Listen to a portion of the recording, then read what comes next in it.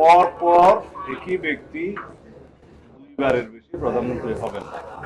তার মানে এখানে বিভিন্ন ক্ষেত্রে ব্যাখ্যা এসেছে যে পরপর তিনবার হবেন না, সেটাও ঠিক।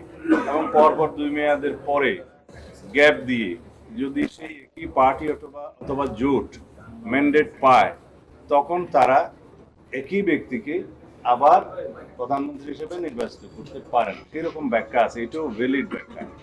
তা আমি একটা প্রস্তাব করেছিলাম, 3বারে হোক, 3 মেয়াদে হোক, 4 মেয়াদে হোক, কিন্তু সর্বোচ্চ বছরটা যদি আমরা এখানে উল্লেখ করতে পারি যে একজন লোক লাইফ টাইমে এত বছরের বেশি প্রধানমন্ত্রী থাকতে পারবে না।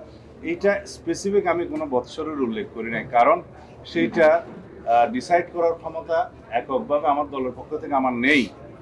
যদি হাউস ডিসাইড করে একটা মেয়াদ, সাপোজ 10 বছরের জন্য ডিসাইড করলো একজন ব্যক্তি সর্বোচ্চ জীবদ্দশায় 10 বছরের বেশি প্রধানমন্ত্রিত্ব ভোগ করতে পারবেন না বা ওই পদে থাকতে পারবেন না, যে প্রধানমন্ত্রিত্বের মেয়াদ যদি এখানে আপনারা নির্ধারণ করে একমতে আসেন, তবে তার সাথে এনসিসির আলাপটা একই সাথে আনতে হবে।